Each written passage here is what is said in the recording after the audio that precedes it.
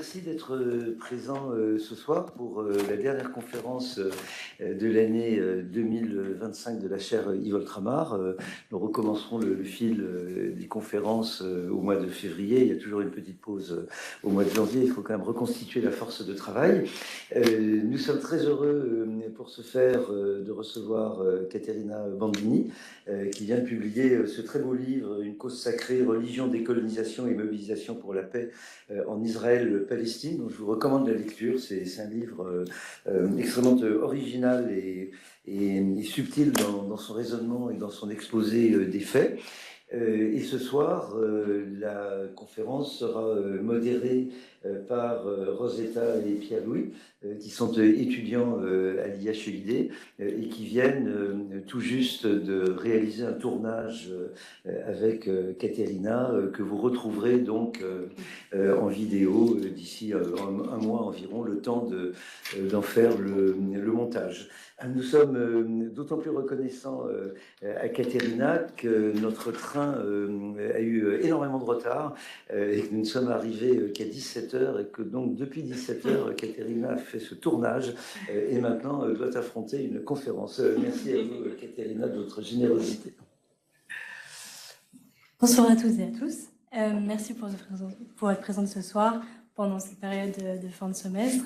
Donc nous avons la chance d'accueillir ce soir la chercheuse Caterina Bandini dans le cadre de la chaire Yves Oltramar, présidée par Jean-François Bayard. Donc Caterina Bandini est sociologue, docteur de l'école des hautes études en sciences sociales et enseignante-chercheuse à l'université de Lille et au CERAPS. Ses travaux portent sur les mobilisations religieuses, l'engagement militant et les rapports coloniaux en Israël-Palestine. Elle est aussi cofondatrice du collectif de recherche CANI. Et donc nous sommes très heureux de l'accueillir aujourd'hui pour qu'elle nous présente son travail. Comme vous le savez, le conflit israélo-palestinien est revenu au premier plan depuis les attaques du 7 octobre 2023 et on en parle beaucoup sous un angle géopolitique, militaire, humanitaire, mais un aspect qui reste assez peu abordé, ce sont les mobilisations religieuses pour la paix et c'est justement ce que met en lumière l'ouvrage de Caterina, Une cause sacrée, qui nous ouvre une autre grille de lecture du conflit colonial et des zones de contact entre Israéliens et Palestiniens. Je vous laisse donc la parole.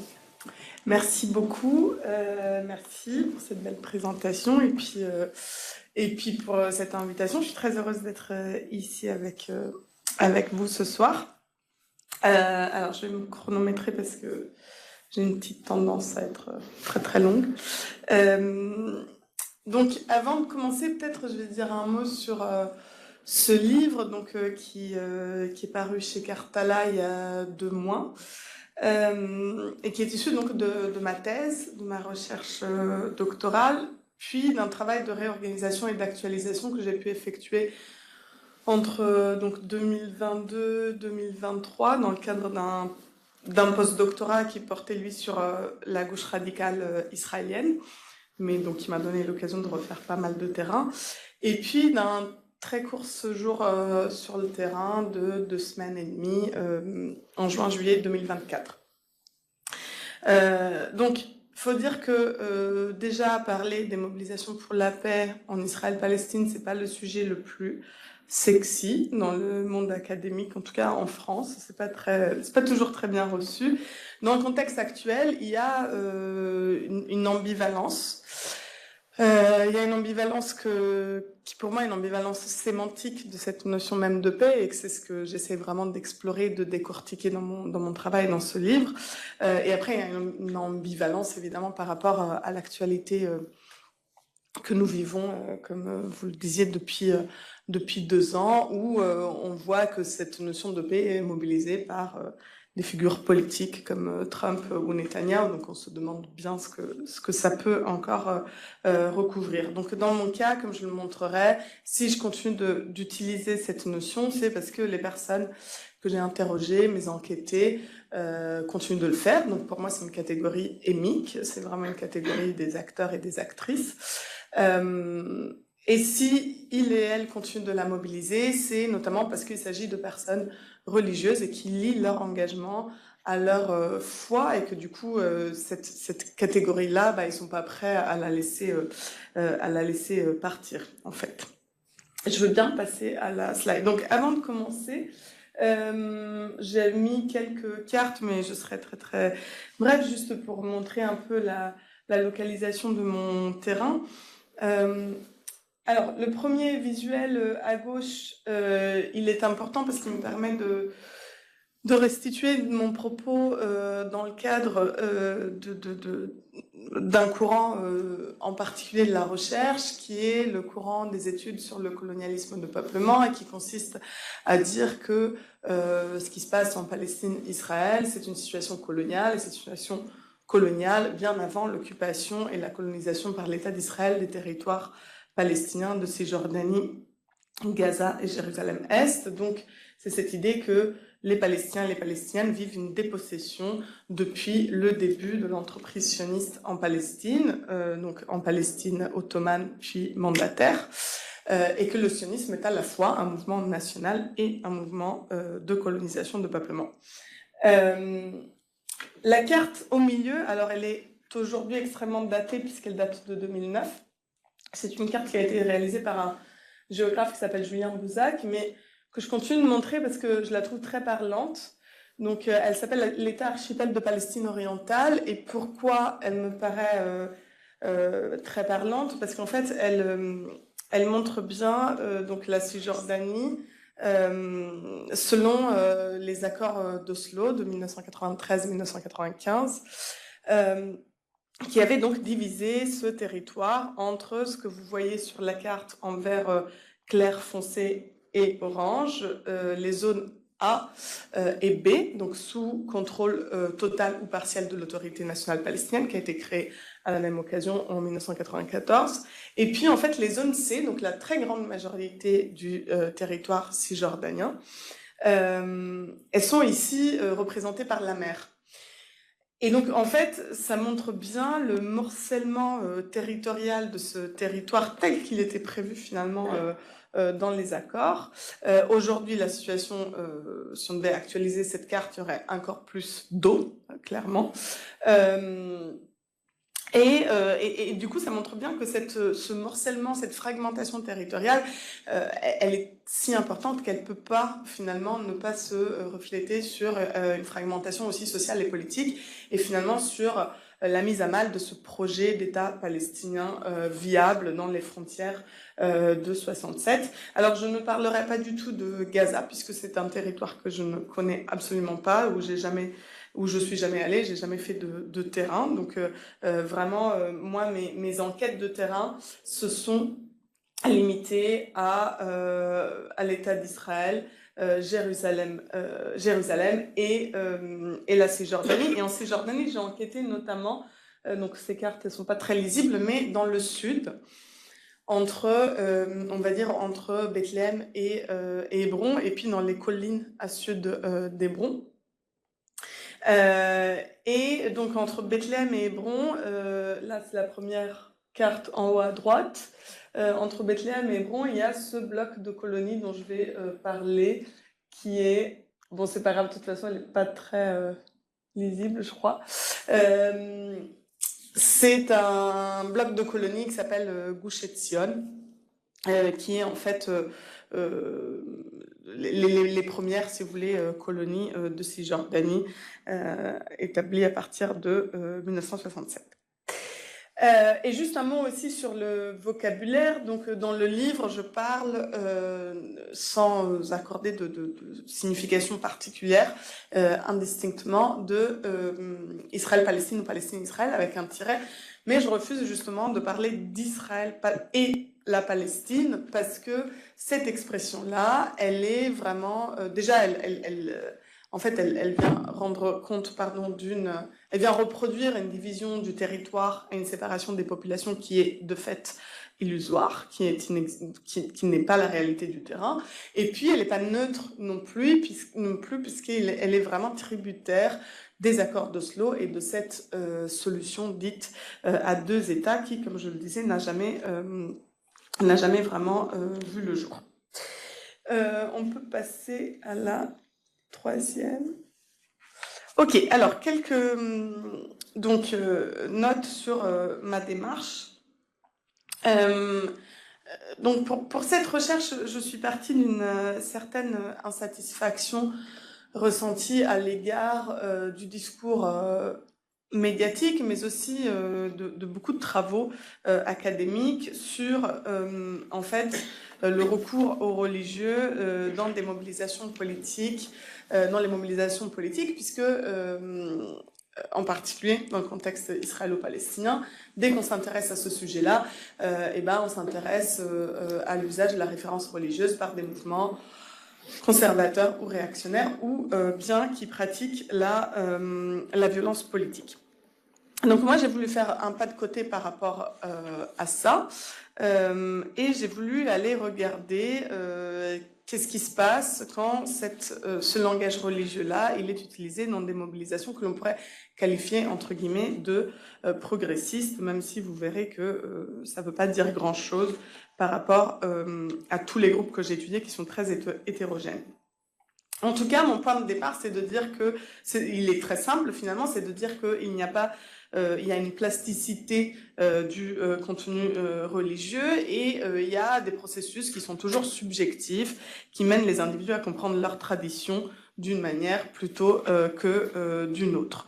C'est-à-dire, il n'y a pas de message politique qui serait inscrit dans une tradition religieuse donnée, que ce soit, donc, dans mon cas, le judaïsme, le christianisme ou l'islam. Il y a en réalité une grande ambivalence du langage religieux qui a été relevée par plein de chercheurs et chercheuses éminents bien avant moi. Pierre Bourdieu, lui, parlait d'une polysémie du langage religieux. Qui permet, qui parvient, je le cite, à parler à tous les groupes et que tous les groupes peuvent le parler. Mais je renvoie aussi, entre autres, aux travaux de Talal Assad. Donc, avec ce postulat, on va dire, avec plutôt cette grille d'analyse, j'ai enquêté, comme je le disais, sur des milieux qui sont très différents, mais qui sont tous reliés par une démarche que j'ai construite donc en objet de recherche. Et cette démarche, elle consiste en gros à dire que si la religion fait partie d'une manière ou d'une autre du conflit, de ce qui se joue en Israël-Palestine, elle doit aussi, en quelque sorte, faire partie de la solution. Voilà, ça c'est un peu le fil rouge qui relie tous mes enquêtés. Alors, qui sont ces enquêtés? Donc, d'abord, le mouvement de théologie de la libération palestinienne. Donc, il y a un mouvement qui a vu le jour à la fin des années 80, pendant la première intifada, chez les Palestiniens chrétiens, et qui vise notamment à promouvoir une lecture palestinienne de la Bible, notamment de l'Ancien Testament, pour se confronter à la montée du sionisme chrétien dans le monde, et notamment à son influence majeure sur la politique étrangère de pays tiers envers l'État d'Israël, et notamment, évidemment, la politique états-unienne. Ensuite, un milieu où vous avez des juifs et juives non orthodoxes qui s'engagent pour les droits humains, donc comprendre les droits des Palestiniens, essentiellement contre l'occupation des territoires palestiniens de Cisjordanie et de Jérusalem-Est. Jérusalem-Est étant annexé par l'État d'Israël, mais de manière tout à fait unilatérale. C'est un territoire, on considère que c'est un territoire occupé. Et donc ces militants juifs israéliens, ils sont affiliés essentiellement aux dénominations non orthodoxes du judaïsme, ce qui les met dans une position minoritaire au sein de la société israélienne, où l'orthodoxie est dominante, ou même l'association entre être un juif religieux et être un juif orthodoxe est une association de sens commun, en fait, et où le grand rabbinat se revendique de l'orthodoxie également.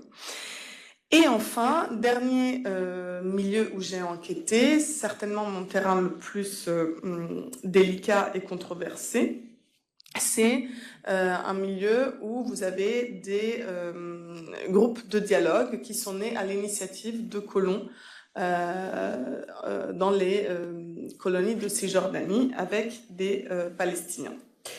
Alors là, il s'agit également de groupes déjà très minoritaires, très peu nombreux,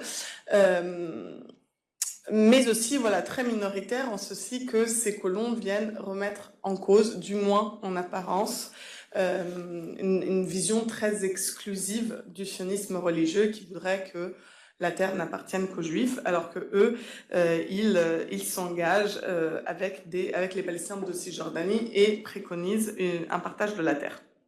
Évidemment, les Palestiniens qui s'engagent dans ces activités de dialogue avec ces colons sont eux aussi extrêmement minoritaires au sein de la société palestinienne de Cisjordanie, disqualifiés,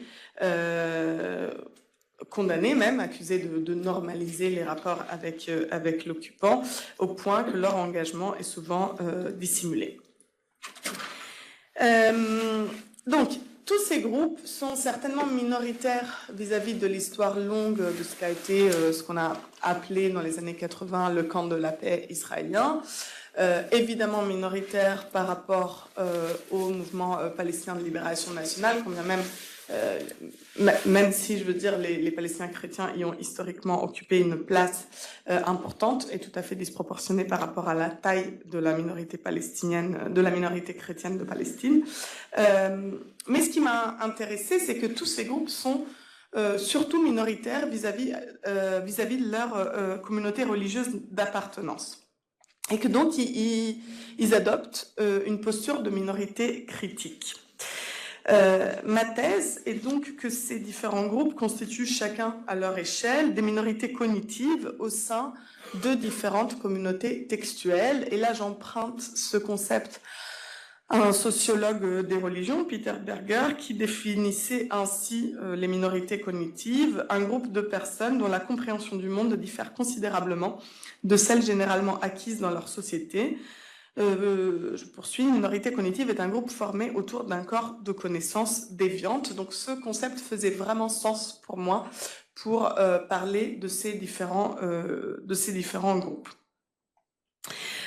Donc pour réaliser ce travail, je me suis inscrite à la croisée d'une sociologie de l'engagement, d'une sociologie politique du fait religieux et des études postcoloniales, mais en particulier de cette branche de ce courant qu'on appelle les études sur le colonialisme de peuplement. J'aurai l'occasion d'y revenir.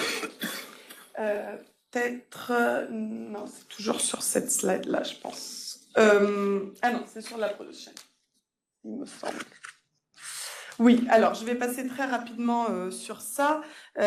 Donc, comme vous l'aurez compris, j'ai fait mon terrain des deux côtés, entre guillemets, donc à la fois au sein de l'État d'Israël et en Cisjordanie. En Cisjordanie, j'ai enquêté aussi dans les colonies. Donc c'est un positionnement singulier qui demeure encore relativement rare et qui m'a mise aussi dans une position assez inconfortable dans le monde de la recherche, en tout cas dans le monde de la recherche francophone sur Palestine-Israël, puisque la plupart des travaux se concentrent que sur la société palestinienne ou sur la société israélienne.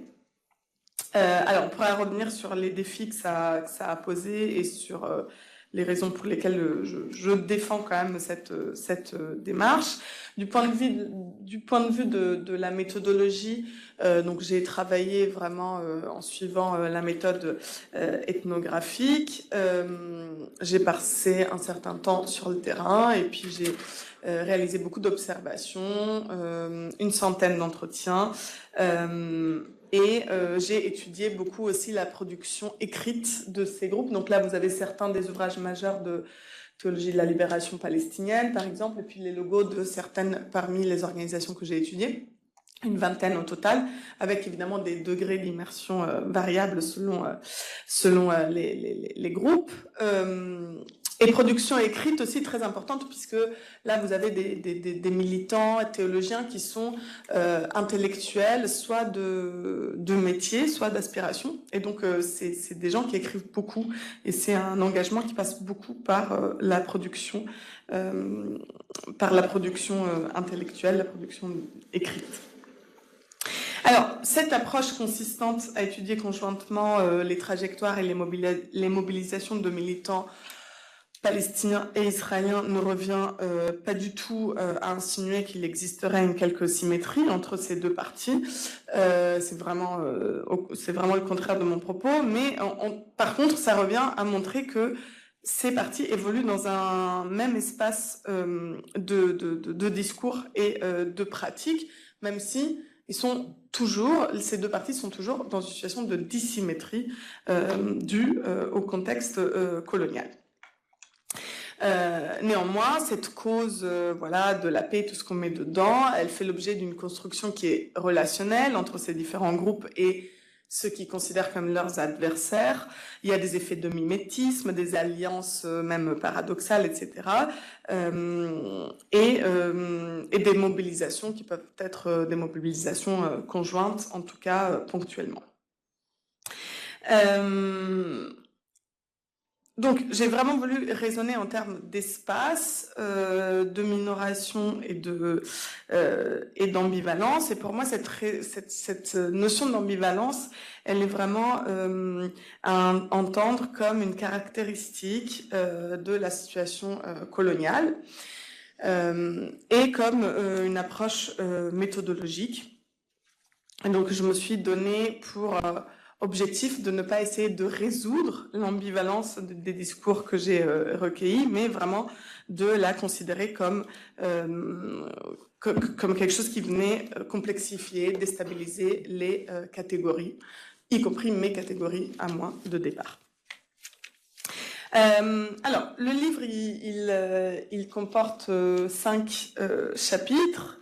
Le premier, il s'intéresse aux racines de ce militantisme en réinscrivant ces différents groupes dans l'histoire politique et religieuse des communautés, donc essentiellement juives et chrétiennes. On pourra y revenir sur la place tout à fait minoritaire qu'occupe l'islam dans ce travail, si ça vous intéresse tout à l'heure. Ensuite, les chapitres 2 et 3 que je vais présenter plus dans le détail maintenant, qui portent vraiment sur les trajectoires individuelles. Et ensuite, il y a un chapitre sur les discours militants et la production intellectuelle et un chapitre final sur les différentes manières d'envisager le futur, les solutions politiques à venir. Donc je vais, comme je le disais, me concentrer surtout là sur les chapitres 2 et 3, mais on pourra revenir sur les autres si ça vous intéresse. Donc je veux bien passer à la prochaine diapo. Alors, le chapitre 2, il porte justement sur cette notion, sur ce concept de subjectivité minoritaire que je mobilise pour exprimer le fait que les relations, les répertoires d'action et les discours que l'on retrouve dans cet espace enquêté, dans cet espace de mobilisation, se comprennent moins en regard d'un positionnement politique qui serait donc progressiste. Comme je le disais au départ, finalement, j'ai vraiment déconstruit cette idée-là, mais se comprennent plutôt au prisme d'un élément qui marque l'ensemble des trajectoires que j'ai étudiées, et qui est ce sentiment d'appartenance minoritaire. Alors, j'ai reconstruit ces trajectoires pour comprendre ce qu'être religieux veut dire pour ces personnes, et j'ai trouvé ce vécu partagé de la minoration. Là aussi, encore une fois, à entendre pas du tout sur le plan statistique, mais comme je le disais, comme en fait un sentiment d'appartenance, une identité qui est à la fois subjective, voire en fait activement investie, d'accord, par des personnes qui se revendiquent minoritaires. Alors, du point de vue des trajectoires, donc j'ai enquêté, j'ai étudié la socialisation religieuse primaire et secondaire et politique aussi en miroir de mes enquêtés, et j'ai trouvé un tas de points en commun que j'ai listés là. Donc par exemple un rôle central attribué aux figures féminines de l'univers familial comme vecteur de la transmission de valeurs de justice, paix, compassion, altruisme. Donc tout ça est très lié à la manière dont ces personnes comprennent leur religiosité.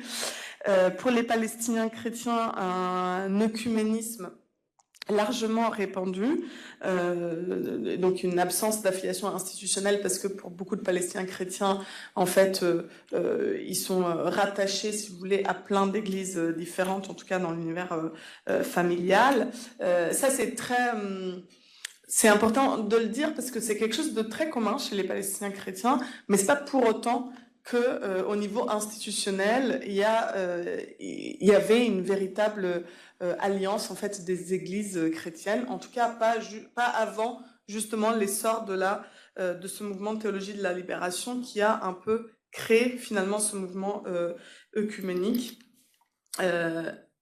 jusque-là absent. On pourra y revenir si ça vous intéresse, mais les Palestiniens chrétiens disent souvent qu'en Palestine, la première occupation, c'est l'État d'Israël, et la deuxième, c'est l'Église orthodoxe. Et en fait, voilà, il y a des querelles très importantes entre églises et entre certaines églises et leurs laïcats, notamment chez les Grecs orthodoxes.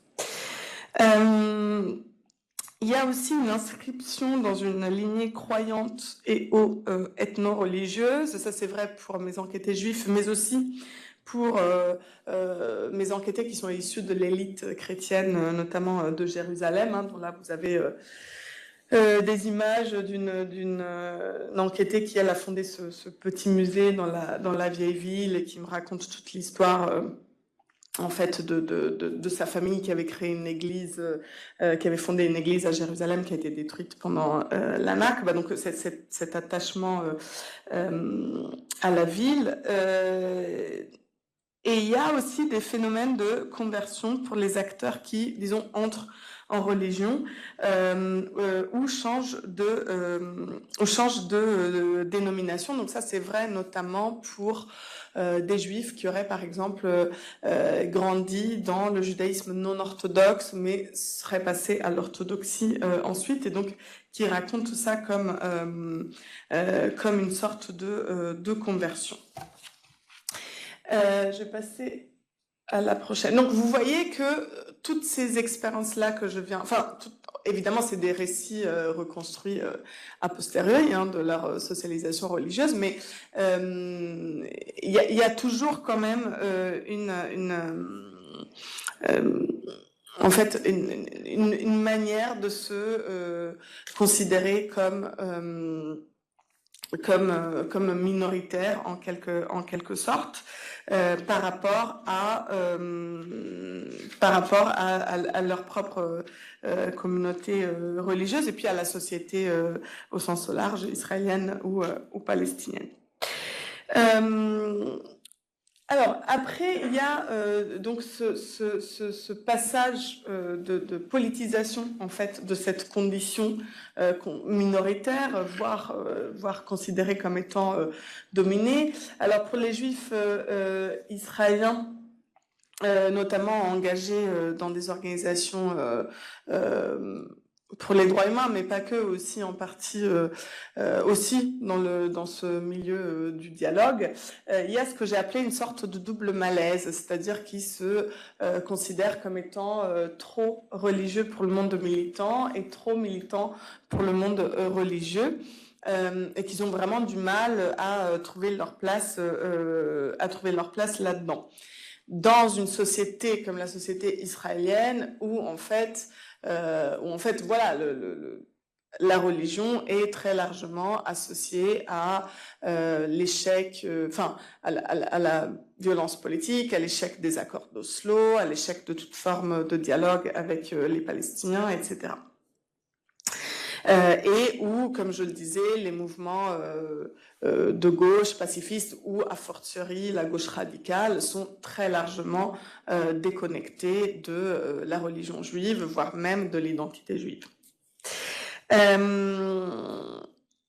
Là, religiosité des chrétiens s'exprime aussi en situation minoritaire. Alors là, il y a évidemment aussi, je ne veux pas minimiser, aussi une considération statistique, c'est-à-dire que les Palestiniens chrétiens sont très minoritaires au sein de la société palestinienne, mais surtout, comme je le disais au départ, vis-à-vis du sionisme chrétien, ce qui fait que l'un des objectifs principaux du travail des théologiens palestiniens consiste à déconstruire les préceptes du sionisme chrétien.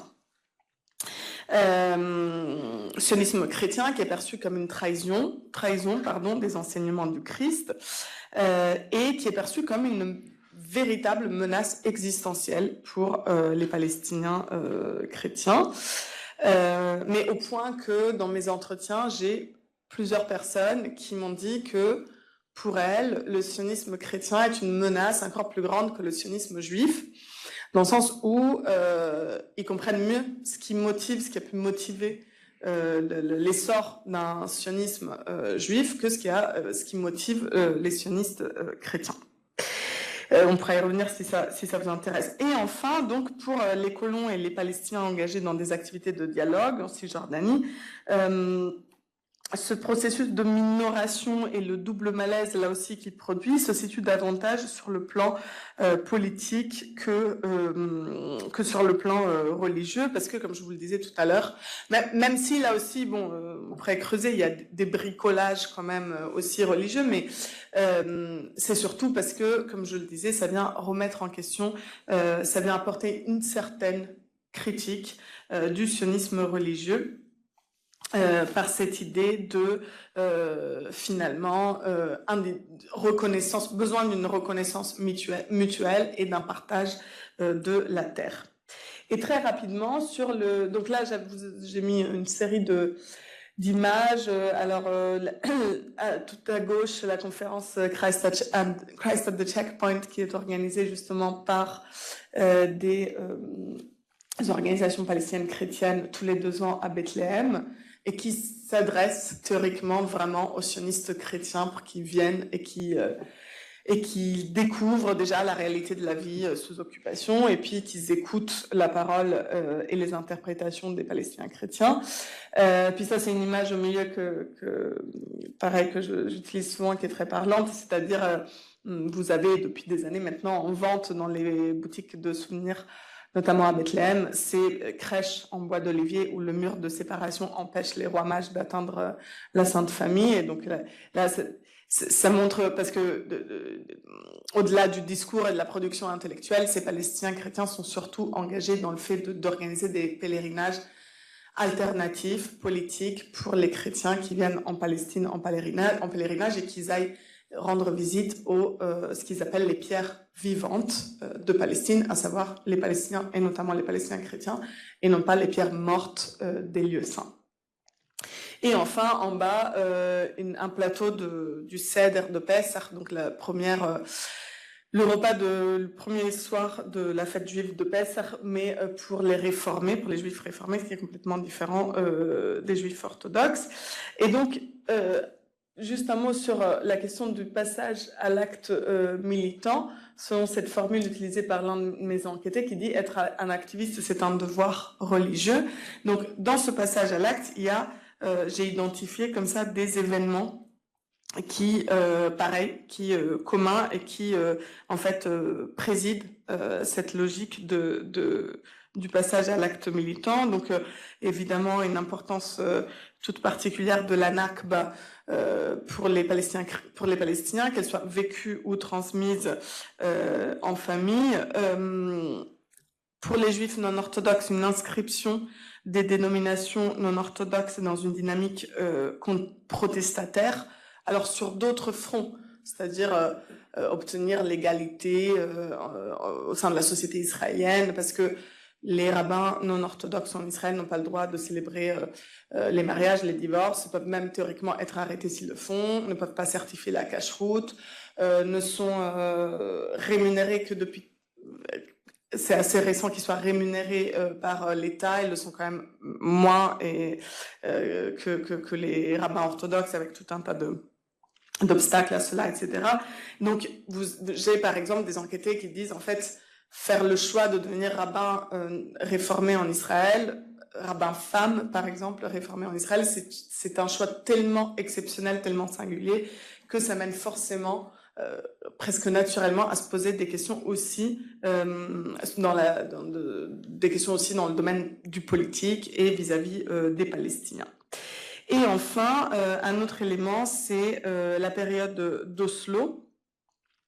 On va voir aussi rapidement comment ça, qui a impacté beaucoup de trajectoires que j'ai étudiées, et en particulier avec une critique propre au monde religieux juif, mais qui est reprise par certains Palestiniens, et qui consiste à dire que les accords d'Oslo auraient échoué, notamment parce que les voix religieuses n'ont pas été écoutées. Alors ça, c'était le discours d'un rabbin qui était une figure très controversée, qui s'appelait Menachem Froman, et qui était un rabbin justement d'une colonie dans cette région de Gush Etzion que j'ai étudiée, où j'ai enquêté, et qui lui est arrivé jusqu'à aller rencontrer Cheikh Ahmed Yassine, donc guide spirituel du Hamas, dans la bande de Gaza en 94. Et en fait, tous les deux étaient soi-disant d'accord avec cette lecture des accords d'Oslo. Alors, rapidement, parce que je suis déjà trop longue. Donc, le chapitre 3 s'intéresse ensuite à ce que j'ai appelé les cadres religieux de l'expérience militante. Ce que je montre, c'est que cet engagement militant, il vise à produire du changement dans l'interprétation, comme je le disais, de la tradition avec laquelle on s'identifie, et à influencer les discours et les actions de sa propre communauté textuelle, pour, en quelque sorte, ne pas laisser le terrain, si vous voulez, de l'interprétation des textes à ce qu'on considère, comme je le disais, comme ses adversaires politiques. Donc les sionistes chrétiens, pour les Palestiniens chrétiens, mais aussi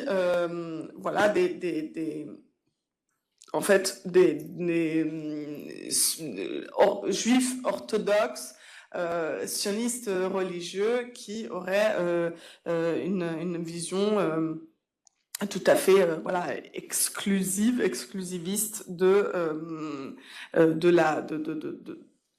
la situation et de l'interprétation des textes sacrés, notamment en ce qui concerne évidemment la question de la souveraineté israélienne, du droit des Juifs sur la terre. Alors, ce que j'ai fait, et ce que je fais dans ce chapitre, c'est essayer de séquencer l'engagement pour comprendre que cette nécessité de s'inscrire dans des cadres religieux, de se mobiliser vraiment avec ce langage religieux-là, varie au cours des trajectoires et mérite d'être analysé notamment, à mon sens, au regard de 3 facteurs: le parcours migratoire, la trajectoire institutionnelle et les différentes étapes de ce conflit colonial. Pour ce qui est du parcours migratoire, alors c'est particulièrement vrai pour des trajectoires de juifs qui s'installent soit en Israël, soit dans les colonies de Cisjordanie.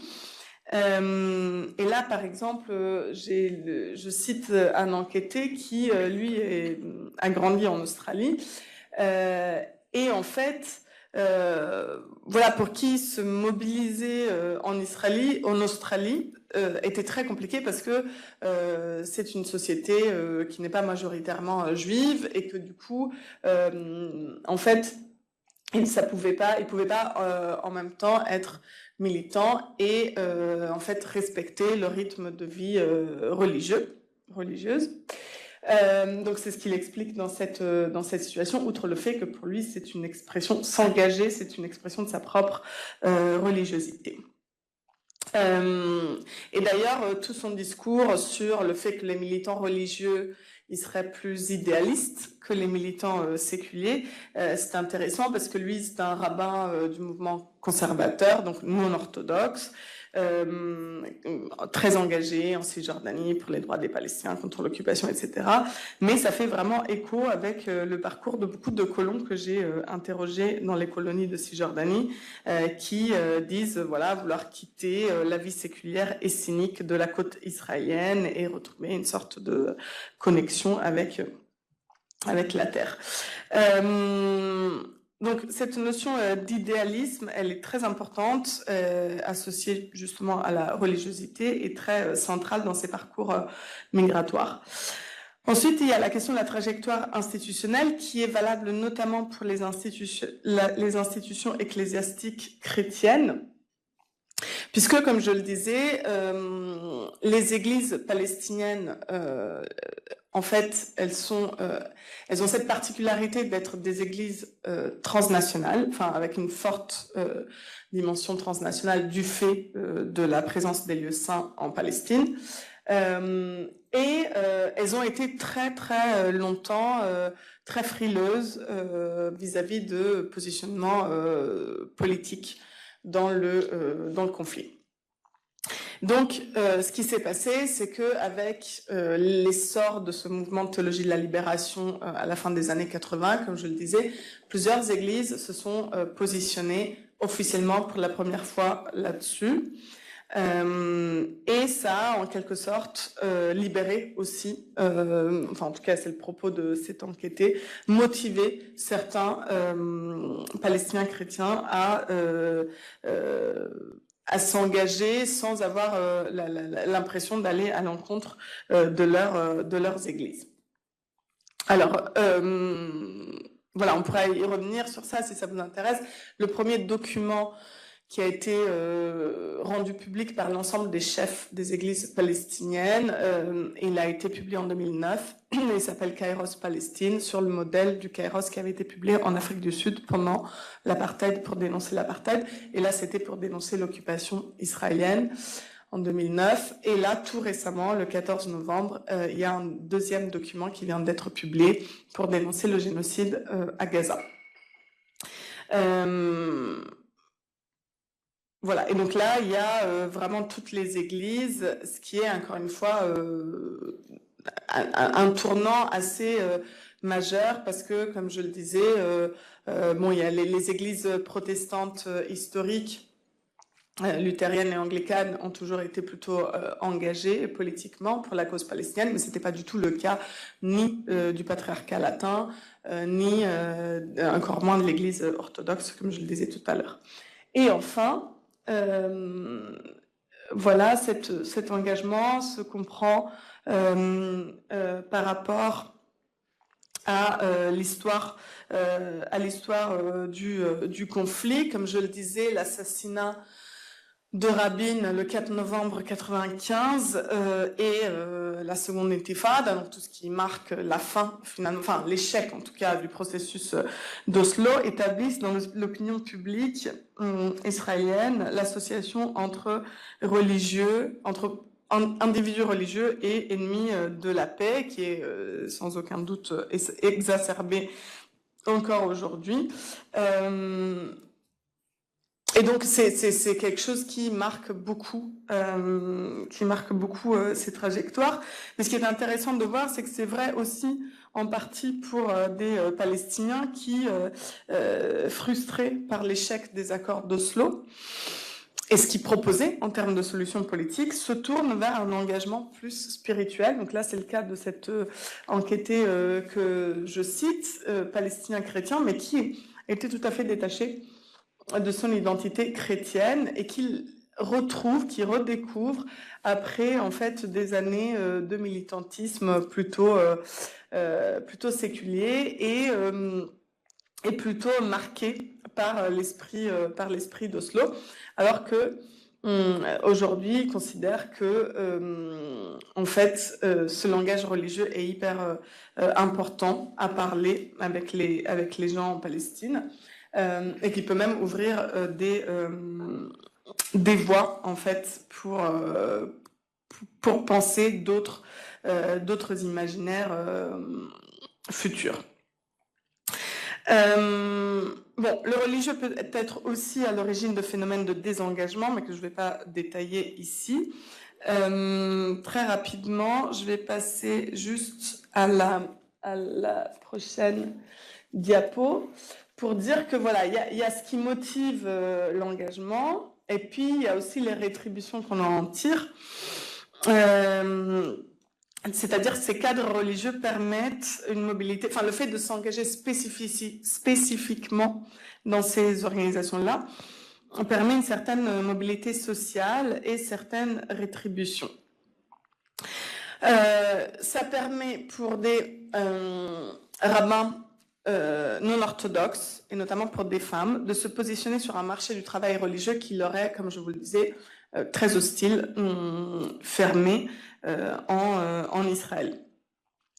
Ça permet par exemple de travailler dans une ONG et par là même de exercer en fait la fonction rabbinique comme on l'entend, c'est-à-dire auprès en fait des populations palestiniennes opprimées essentiellement. Alors que, comme je le disais, le fait de travailler comme rabbin de congrégation, bah c'est plus compliqué. C'est pas que c'est impossible, mais c'est plus compliqué. Et de toute manière, c'est pas. Il y a encore une fois une discrimination institutionnelle vis-à-vis de ces personnes qui peuvent pas exercer au même titre que les rabbins orthodoxes. Il y a pour les Palestiniens de Cisjordanie qui s'engagent dans le dialogue avec les colons des rétributions matérielles importantes aussi, qu'il s'agisse de sécuriser des relations avec des colons qui ne sont pas dans une attitude violente, ce qui, encore une fois, est quand même rare, c'est quand même la minorité de la population des colonies. Donc ça permet de sécuriser des relations de proximité en quelque sorte et des opportunités d'emploi qui peuvent là aussi voir le jour au sein de ces organisations, de ces associations ou bien au sein des colonies ou en Israël. En tout cas, ça permet de bénéficier d'un réseau avec des acteurs du pouvoir, parce que les colons sont souvent ont des très bons contacts avec l'armée.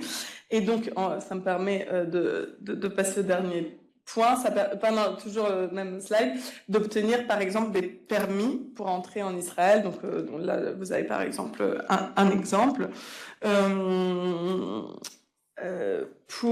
Parce que justement, en raison de ces liens entre les colons et l'administration civile, c'est-à-dire la branche de l'armée israélienne qui s'occupe des territoires, qui s'occupent de l'administration dans les territoires occupés. Donc, juste un petit mot pour conclure, puisqu'il est déjà, je parle déjà depuis 44 minutes. Alors, dans l'espace, dans ce que j'ai appelé donc cet espace des organisations religieuses pour la paix, développer des arguments religieux en faveur des droits humains, de la réconciliation, de la décolonisation, donc une forme de décolonisation tout à fait symbolique qui est, on pourra y revenir dans les questions si ça vous intéresse, qui est promue par ces acteurs. Développer des arguments religieux en ce sens, qui vont dans ce sens, relève de ce que j'ai appelé un déploiement stratégique de ce langage religieux au sein d'un espace de validité, c'est-à-dire au sein d'un espace où l'on pense qu'il peut être entendu. Et en même temps, l'objectif, c'est que ce nouveau langage s'impose au sein des communautés religieuses comme étant la bonne interprétation de la tradition, c'est-à-dire en disant, en fait, on n'a rien à inventer, c'est les textes eux-mêmes qui disent ça, juste ils sont mal lus, mal interprétés par nos adversaires. Donc là, il me semble ce que je développe un petit peu dans le livre, que c'est une démarche que l'on peut comparer à d'autres formes de rapports critiques à l'institution et aux textes sacrés développés par d'autres subjectivités minoritaires dans d'autres contextes. Notamment, moi, je me sers pas mal de la littérature sur les féminismes religieux parce qu'il y a beaucoup d'échos entre ces deux démarches.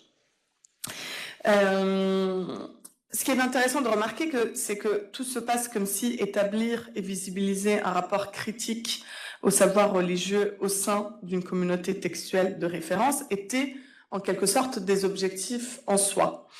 Le changement politique qui devrait découler de cette démarche constitue un horizon lointain dont la réalisation concrète semble importer moins que le processus pour l'atteindre. Pourquoi je dis ça? Parce que finalement, ce qui est étonnant de voir, ou pas étonnant, mais en tout cas, ce que je constate, c'est que ces différents groupes arrivent mieux à parler entre eux qu'à parler aux gens, aux groupes majoritaires à qui ils voudraient vraiment s'adresser et qui voudraient convaincre. D'accord?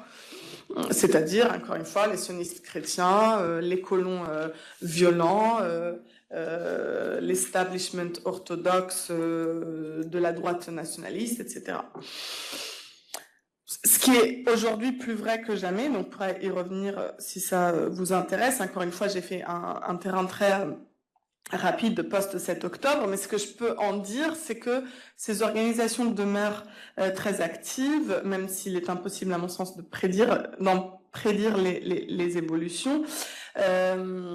Il n'en reste pas moins que ce langage religieux minoritaire participe de la construction de cette cause de la paix et doit en ce sens être pris au sérieux. Depuis le 7 octobre, on a vu beaucoup de mes enquêtés participer, par exemple, à cette initiative de la conférence pour la paix qui a eu lieu. Il y en a eu deux. Il y en a eu une à Tel Aviv en 2024 où j'ai pu aller et une autre cette année, mais qui se sont mobilisés aussi, en soutien aux Palestiniens de Gaza, chrétiens et non, évidemment. Essor aussi de cette coalition qui s'appelle la gauche de la foi, qui a vu le jour au début 2023, donc avant le 7 octobre, mais post-retour au pouvoir de Netanyahou, post-élection de novembre 2022. Et juste, si tu peux passer à la dernière diapo. Et donc, tout récemment, ce nouveau document Kairos que j'ai mentionné, ou alors, donc, cette évolution donc de ce groupe, la gauche de la foi en Israël. Alors ça, c'est assez intéressant. C'est un reportage qui est paru dans Haaretz il y a quoi, 2 semaines, où en fait, ces jeunes, ils disent voilà, c'est des jeunes qui ont grandi dans la droite nationaliste israélienne, pour certains et certaines dans les colonies, et qui disent avoir pu constater à quel point une toute petite minorité peut s'imposer jusqu'à arriver au pouvoir. Donc en parlant là évidemment du sionisme religieux. Et que eux, ils veulent faire la même chose, mais avec les idées opposées, c'est-à-dire de gauche. Voilà, donc tout ça pour dire qu'il y a quand même une évolution de ces mobilisations qui continuent d'être plus ou moins vivaces malgré ce contexte. Et à mon sens, pour conclure, je voudrais dire que même si il y a des propositions politiques opposées, ambivalentes, voire absolument paradoxales qui peuvent résulter de ces mobilisations, il me semble que ces militants et théologiens ont le mérite de poser clairement ce qu'on pourrait appeler la question identitaire, que le sociologue Nicolas Rouinsart entend au sens politique du terme, à savoir à quelle société de semblables sommes-nous rattachés. Et de rappeler aussi, là je cite Achille Mbembe et Jean-Luc Nancy, que la singularité est à la fois ce que nous partageons et ce qui nous partagent. Merci pour votre attention. Merci. Merci pour... Merci beaucoup pour votre présentation. Peut-être que je vais vous poser une première question et ensuite on prendra les questions dans la salle si ça vous va. Vous montrez que la théologie de la libération constitue un cadre de réflexion important dans certains mouvements chrétiens palestiniens. Et je me demande dans quelle mesure cette approche elle est réellement mobilisée sur le terrain. Est-ce qu'elle fait l'objet d'un usage concret ou est-ce qu'elle reste principalement une grille de lecture plutôt théorique ? Oui, non, elle fait. C'est un mouvement réel et concret, c'est-à-dire qu'il y a plusieurs organisations. Donc là, je crois que j'avais mis les logos de Sabil, qui est la principale organisation palestinienne de théologie de la libération, qui a un centre à Jérusalem et un autre à Nazareth, donc en territoire israélien. Kairos, et d'autres associations qui s'y réfèrent. Puis il y a des instituts théologiques, en particulier à Bethléem, le Bethlehem Bible College, qui est vraiment très actif dans la diffusion en fait des idées de la théologie de la libération, avec cursus universitaire où on enseigne cette littérature-là, où on forme. L'idée de cet institut, c'est vraiment de former un clergé autochtone palestinien qui soit politisé, engagé. Donc il y a des cours aussi, par exemple, sur comment guider des pèlerinages militants en Palestine. Il y a des maisons d'édition qui sont consacrées. Et donc tout ça participe à vraiment la construction de ce mouvement, à la promotion, à la diffusion de ces idées. En revanche, il y a une institutionnalisation qui demeure toujours partielle, puisque, comme je le disais, ça dépend beaucoup des églises, en fait. Donc, voilà, dans les églises luthériennes et anglicanes, le premier théologien de la libération en Palestine, c'est Naïm Atir, qui est un révérend anglican, pardon. Donc, dans ces deux églises-là, c'est très ancré depuis longtemps. Avec dans l'église latine, depuis le patriarcat de Michel Sabah, qui a été le premier et jusqu'à maintenant le seul patriarche palestinien. Mais sinon, dans les autres, ça demeure quelque chose de encore très présent dans le laïcat, mais pas tellement dans les institutions, parce que aussi, donc par exemple, je faisais cet exemple de l'Église orthodoxe. L'Église orthodoxe, elle est encore le clergé de l'Église grecque orthodoxe, c'est encore très majoritairement grec ou chypriote. Donc il n'y a pas des Palestiniens qui occupent des postes, en tout cas pas des hauts postes, si je puis dire. Ce qui fait qu'il y a un véritable décalage dans ce sens-là.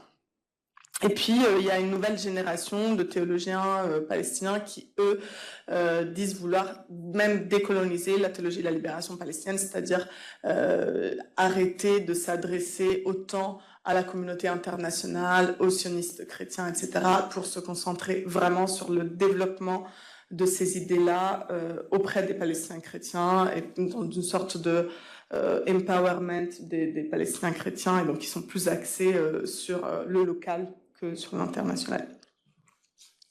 Merci. On peut ouvrir maintenant l'espace pour vos questions. Oui. Si vous voulez. Ouais.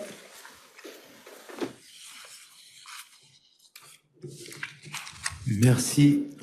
Vous avez mentionné les rôles de l'islam sans les développer. Oui. Est-ce que vous pourriez en parler? Et puis juste une remarque que les mots génocide utilisés par Carius, je comprends. Je ne suis pas persuadé que sur votre livre, sur les parties des couvertures, ce mot doit être placé. C'est très discutable. Le génocide? Je réponds ou on prend d'autres questions? Pardon? Ça, c'est une remarque, même pas besoin de répondre. Ah, mais si, je vais y répondre. Enfin, allez-y. Ouais, peut-être. Bonsoir, merci beaucoup. Gaëtan, IHEIV.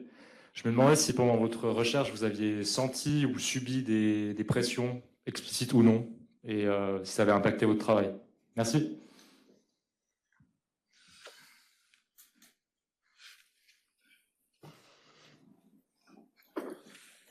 Ah oui, d'accord. Merci beaucoup pour l'exposé qui complète en effet l'entretien qui a été tourné cet après-midi, qui sera disponible sur YouTube. Moi, je me demandais à propos de la théologie de la libération, j'étais curieux de savoir s'il y a des liens avec l'Amérique du Sud, s'il y a des liens du point de vue théorique ou alors même des liens transnationaux à propos de cela. Très curieux d'en savoir plus. Merci.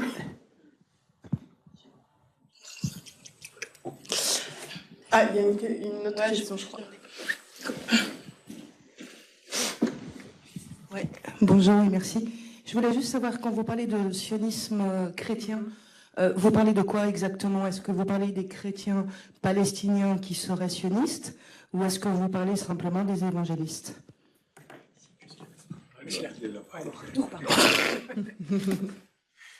Je réponds? Ouais. Alors, je vais faire dans l'ordre. Donc oui, merci de poser cette question par rapport à l'islam. Donc moi, à la base, j'avais décidé d'enquêter sur les 3 monothéismes. Et donc, en fait, le fait qu'il soit très peu question d'islam dans ma recherche et dans mon livre est vraiment une donnée de terrain, quoi, quelque chose que j'avais pas du tout décidé au préalable, et que je tente d'expliquer de la manière suivante. C'est-à-dire que, en fait, donc il y a quand même des Palestiniens musulmans engagés dans ces différents groupes, notamment dans le milieu du dialogue. Mais je n'ai pas trouvé exactement la même démarche, c'est-à-dire d'organisations exclusivement musulmanes qui seraient engagées dans la même démarche que les groupes juifs et chrétiens ou mixtes que j'ai étudiés. Parce que, à mon sens, vous voyez, ce qu'ils essayent de faire, ces groupes, c'est, comme je le disais, de proposer des lectures contextuelles, alternatives, en quelque sorte, du texte sacré. Et donc, quand je dis du texte sacré, c'est essentiellement de l'Ancien Testament, commun aux Juifs et aux chrétiens. Pourquoi? Parce qu'ils et elles considèrent que ce texte a été utilisé, instrumentalisé pour justifier l'oppression en fait des Palestiniens.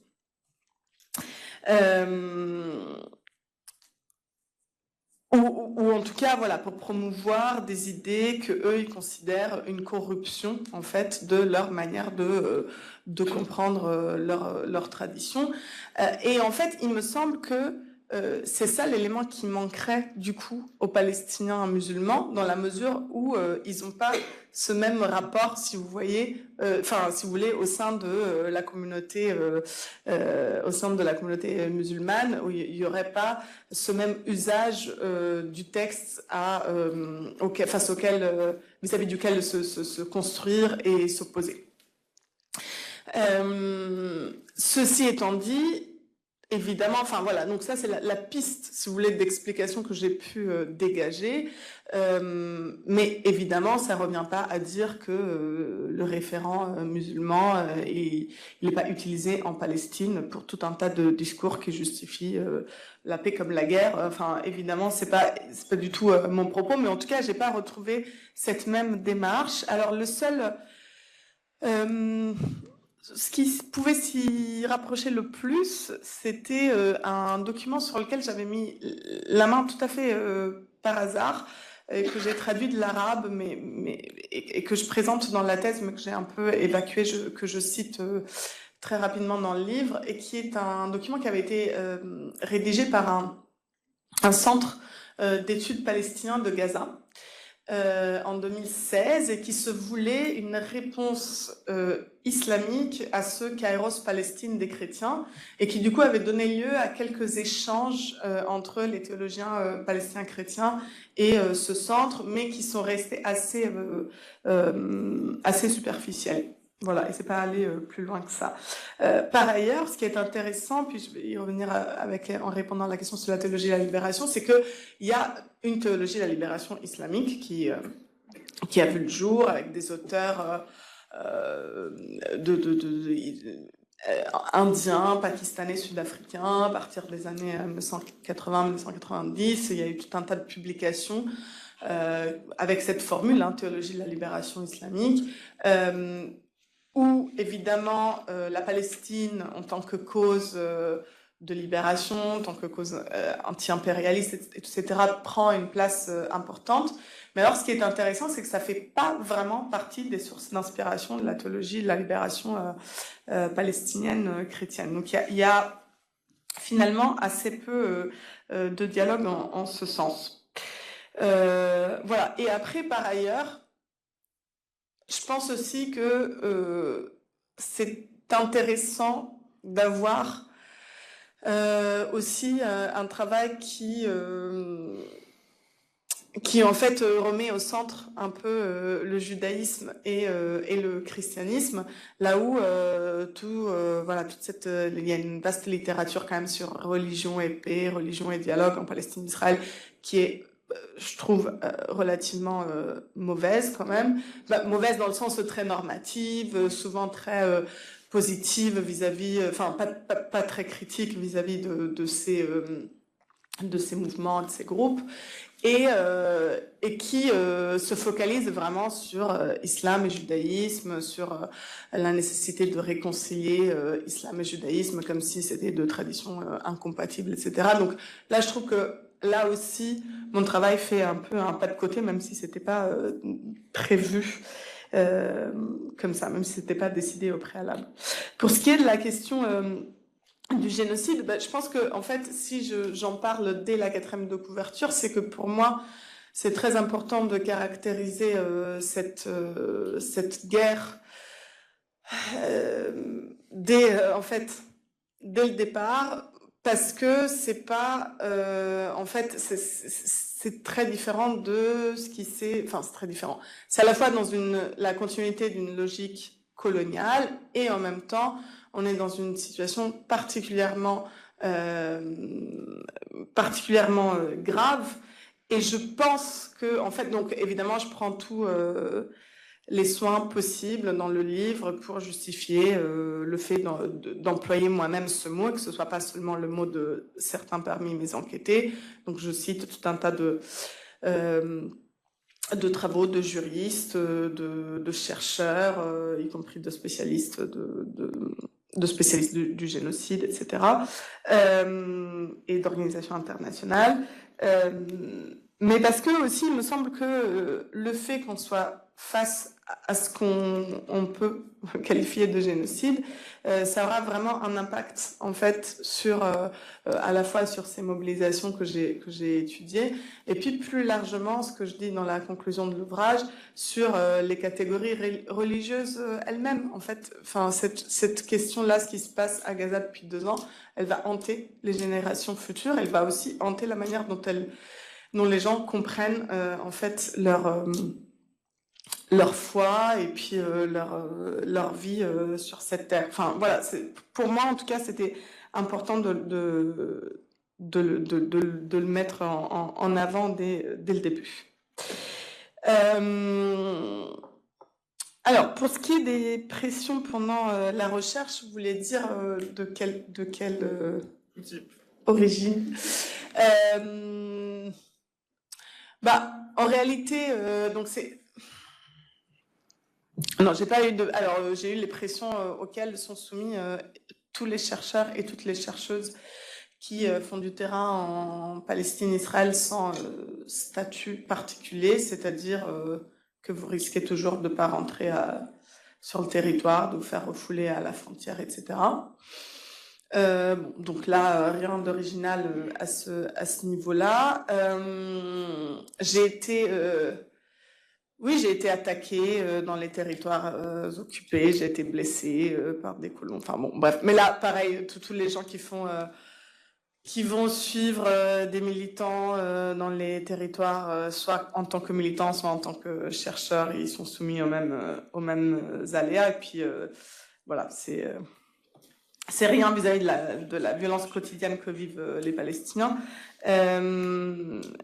Et au niveau institutionnel, non, j'ai jamais été embêtée, je dirais, une fois que j'étais sur place.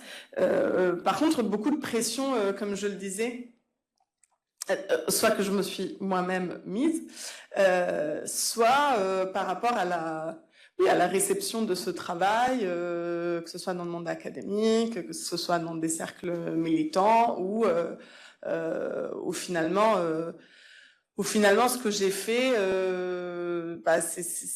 c'est comme je le disais au début, c'est une démarche assez peu commune, finalement, et assez inconfortable. Après, moi, je défends cette idée. Je défends l'idée qu'on a besoin de spécialistes de la société palestinienne, on a besoin de spécialistes de la société israélienne, on a besoin aussi de gens qui mettent les deux en miroir, qui regardent comment elles interagissent, sans vouloir, encore une fois, gommer les rapports de domination, mais juste parce que ces interactions existent, en fait. Et ça, c'est un discours qui n'est pas toujours facile à tenir, qui n'est pas toujours audible. Et puis qui pose aussi des questions, donc des défis, comme je le disais, éthiques, politiques, etc. Et puis aussi matériels. En fait, tout simplement, s'il n'y a pas énormément de gens qui font ça, c'est aussi parce que ça demande de parler deux langues, de savoir se déplacer entre deux. Enfin voilà, moi je parle. Aujourd'hui, je dis du coup que je parle mal les deux, mais je peux faire des entretiens en arabe ou en hébreu, tout le monde ne peut pas.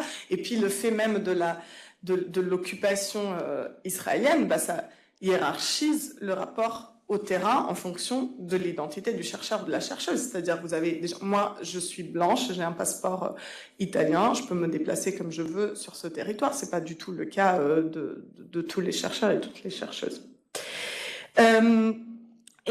Donc sur la théologie de la libération, alors c'est une question évidemment très importante. Il y a des liens avec la théologie de l'Amérique du Sud. Alors oui, dans le sens où les premiers théologiens ils faisaient ce lien-là avec la théologie de la libération de l'Amérique du Sud. Ils ont lu les théologiens de la libération de l'Amérique du Sud, etc. Et ils ont décidé d'utiliser cette même formule. Donc en arabe, ils disent Lahout Taharrur al-Falastini, théologie de la libération palestinienne. Mais c'est pas sans créer débat. Donc par exemple, il y a des gens qui préfèrent parler tout simplement de théologie contextuelle ou de théologie palestinienne parce que justement, ils veulent se détacher de cet héritage sud-américain. Pourquoi ? Pour plusieurs raisons. D'abord parce qu'ils considèrent que la théologie de la libération de l'Amérique du Sud est une théologie qui est d'abord focalisée sur l'expérience humaine et notamment l'expérience de la pauvreté, alors que pour eux, la théologie palestinienne est avant tout une théologie de la terre. La question principale, c'est comment on décolonise le discours religieux sur la terre, c'est-à-dire essentiellement la question de la promesse. La question de la promesse faite par Dieu aux Juifs de la terre d'Israël. Donc il y a un autre, il y a un enjeu central qui est complètement différent. Il y a des questions sociologiques, c'est-à-dire que cette théologie-là, elle évolue dans un milieu minoritaire, comme je le disais, où le christianisme palestinien est minoritaire, alors qu'en Amérique du Sud, il s'agissait d'une société majoritairement chrétienne. Donc ça crée tout un tas de différences pour eux. Et oui, il y a quelque chose que j'ai oublié de dire, c'est que du coup, parce que c'est pas tellement une question de rapport de classe et de pauvreté, en fait, pour les Palestiniens, pour les théologiens palestiniens chrétiens, l'analyse marxiste fait pas sens autant que ça pour eux. Et aussi, il y a tout un tas d'éléments vraiment repris par la théologie, qui sont centraux dans la théologie de l'Amérique du Sud, qui font pas sens pour les Palestiniens. Je m'explique, notamment, eux, ils disent par exemple, l'Exode est quelque chose qui est cité dans la théologie de la libération de l'Amérique du Sud pour s'identifier en quelque sorte aux Hébreux des Écritures dans un récit de libération nationale. Et les Palestiniens chrétiens, ils disent mais ça ici ça marche pas du tout parce que l'Exode a été au contraire instrumentalisé en tout cas utilisé par les sionistes pour justifier la dépossession des Palestiniens. Donc pour nous ça ne fait pas sens. Donc eux, ils disent reprendre davantage l'invitation qui était l'invitation d'Edouard Saïd et puis de ce qu'on appelle les études postcoloniales de la Bible, de lire ce texte, l'Ancien Testament, plutôt avec les yeux des Cananéens qu'avec les yeux des Hébreux. Donc voilà, donc pour toutes ces raisons-là, il y a une filiation, mais qui n'est pas complètement assumée. Et il y a, comme je le disais, d'autres sources d'inspiration. Le Kairos d'Afrique du Sud, donc document signé par majorité de clergé noir contre l'apartheid en Afrique du Sud. Il y a la théologie afro-américaine qui s'est développée dans les années 60 aux États-Unis. Il y a les théologies féministes aussi, et puis ces études postcoloniales de la Bible. Donc ça fait beaucoup plus, enfin c'est beaucoup plus des sources d'inspiration pour ces théologiens. Et enfin, sur le sionisme chrétien, non, je me référais justement, c'est pour ça que je disais que voilà, il y a aujourd'hui même cette critique de les premiers théologiens, ils se sont adressés trop à l'international. Donc c'est vraiment les sionistes chrétiens en Occident, donc principalement en Amérique du Nord, donc principalement au sein des communautés évangéliques, même si... Moi, je les appelle les évangélistes, quoi. Ok, c'est donc les mêmes, quoi. Oui. Même si il y a quand même des nuances à apporter dans le sens où, en fait, ce qu'on voit aujourd'hui, c'est que déjà, c'est pas que en Amérique du Nord qu'il y a il y a une diffusion très importante de ce mouvement aussi en dehors. Le Guatemala a été en 2018 le deuxième pays à déplacer son ambassade de Tel Aviv à Jérusalem, par exemple. La Corée du Sud, c'est dingue. Voilà, donc il y a une globalisation de ce phénomène et du coup du positionnement vis-à-vis de la question palestinienne qui va avec.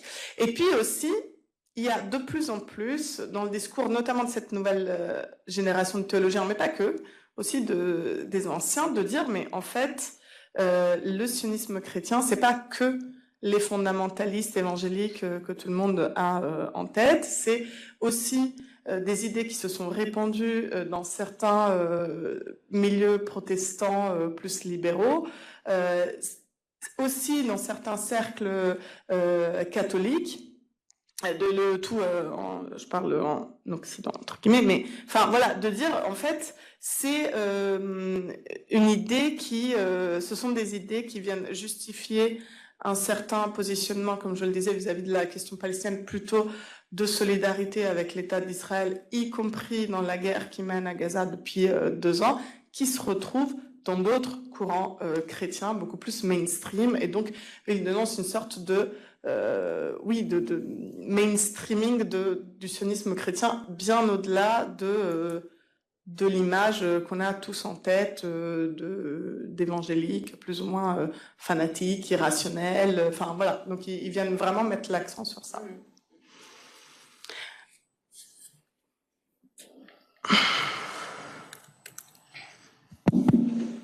Oui, bonsoir, merci de votre exposé.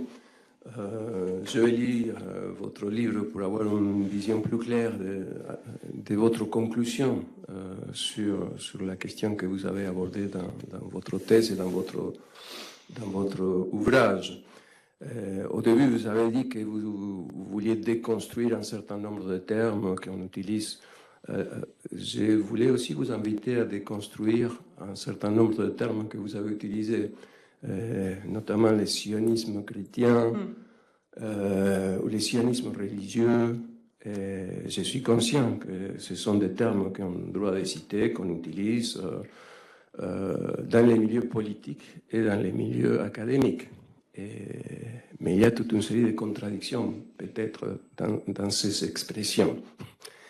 Et bon, je n'ai pas l'intention de développer mon propre idée parce que ça prendrait beaucoup de temps, mais je vous invite à réfléchir au contenu de ces deux expressions, parce que ça peut englober des choses qui, en réalité, sont très contradictoires et qui ne reflètent pas vraiment ce que le sionisme et ce que d'autres postures, y compris du christ, la vision... bon, je ne vais pas développer parce que sinon je vais abuser de votre temps. Mais il y a une autre question qui m'inquiète, qui est celle de l'image que l'on peut garder à la fin de votre exposé. Et la question que je voulais vous poser est la suivante. Croyez-vous que le conflit israélo-palestinien est un conflit religieux? Merci.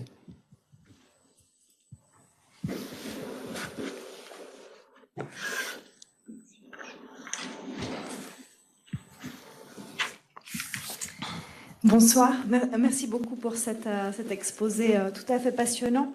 Dans un dia au tout début, il y avait une mention assez brève que vous avez aussi mais explicitée de manière très brève sur je me souviens plus très bien si c'était sur une question de valeur, mais enfin le rapport aux valeurs familiales et aux figures féminines. Et je me demandais si ça avait un rapport aussi avec l'engagement des mères pour la paix, des femmes pour la paix, qu'on voit de manière récurrente, utiliser aussi ce langage de la paix.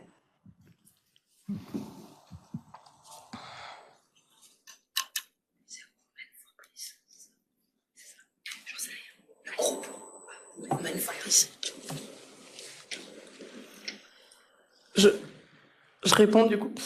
Alors,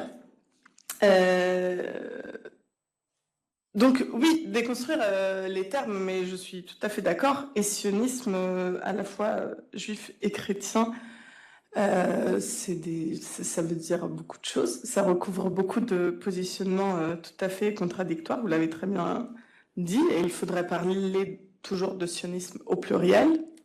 Ça, je suis tout à fait d'accord. Mais alors, je pense que dans le livre, j'arrive peut-être à être un peu plus fine que dans un exposé de 45 minutes. C'est-à-dire que c'est jamais dans le livre je donne une définition univoque du sionisme, que ce soit du sionisme chrétien ou du sionisme juif. Et d'ailleurs, c'est pas du tout c'est pas du tout mon propos, c'est pas du tout le propos de mes enquêtés non plus, qui montrent bien justement comment il y a toutes ces différentes facettes et tous ces différents positionnements au sein de cet univers. Et d'ailleurs, pour ce qui est de mes enquêtés juifs israéliens, il y en a une toute petite minorité qui se revendique non ou antisionistes. Pour la plupart, ils adhèrent tous et toutes à certaines visions du sionisme. Donc, il y en a qui se revendiquent plutôt de l'héritage boubérien et donc d'un sionisme humaniste qui voulait mettre en place un État binational en Palestine. D'autres qui se revendiquent d'un sionisme religieux, mais du coup, comme pouvait être le sionisme religieux de Froman, de quelqu'un comme Menachem Froman, donc quand même assez minoritaire aussi dans l'univers du sionisme religieux. Donc il y a vraiment cette vaste palette, et c'était pas du tout mon intention de la réduire ou de la simplifier, bien au contraire. Je voulais ajouter quelque chose d'autre, mais j'ai oublié, c'est pas grave, ça va peut-être revenir. Sur l'image finale qu'on peut tirer de mon travail,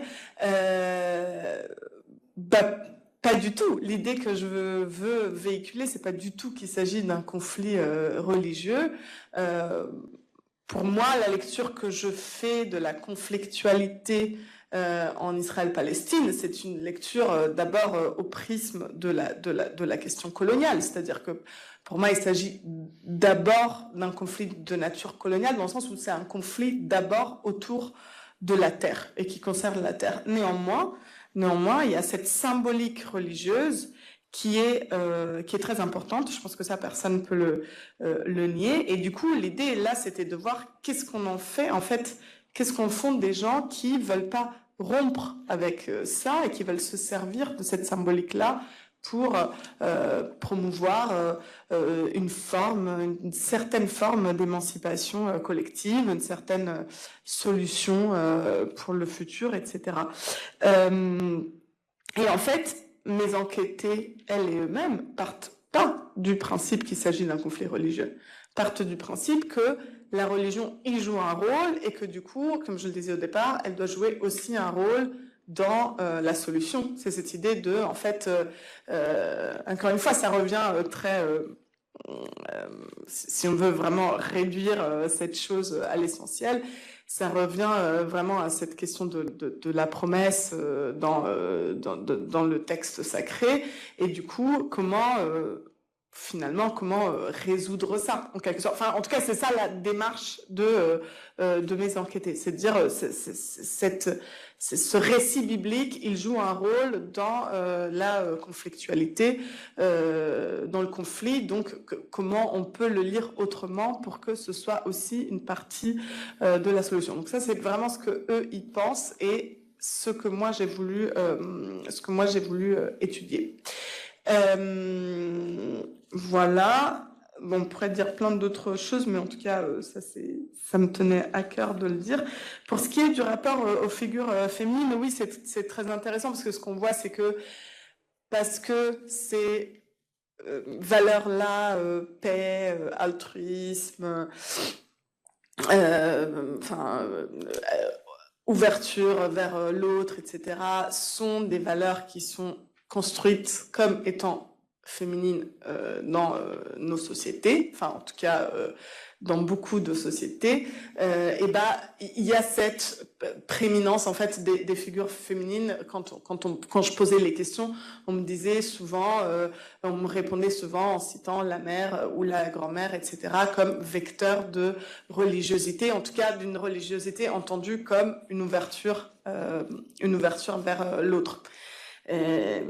Et après, il faut dire que dans mon échantillon, enfin dans mon corpus d'enquêtés, mon corpus d'entretien, il y a quand même, il y a beaucoup de femmes, mais elles sont quand même minoritaires par rapport aux hommes. Et j'ai pas étudié de mobilisation spécifiquement féminine, même si ça existe. Donc vous avez cité les mobilisations des mères. Il y a aussi un mouvement qui est né il y a quelques années qui s'appelle Women Wage Peace. Donc certaines parmi mes enquêtées y participent, mais je ne l'ai pas étudié en tant que telle. Et Women Wage Peace, c'est une coalition toute féminine pour la paix, où là, vous retrouvez, c'est assez intéressant parce que vous retrouvez vraiment des gens, des Israéliennes plutôt de la gauche sioniste, des Israéliennes qui sont installées dans les colonies, des Palestiniennes, etc. Donc ça brasse très très large, mais il n'y a pas cette dimension religieuse. Voilà. Donc c'est pour ça que ça ne faisait pas partie de mon échantillon. Pile à l'heure, il est 20h. Donc, parfait. Merci beaucoup. Si vous avez d'autres questions, vous pouvez lire le livre. Merci beaucoup.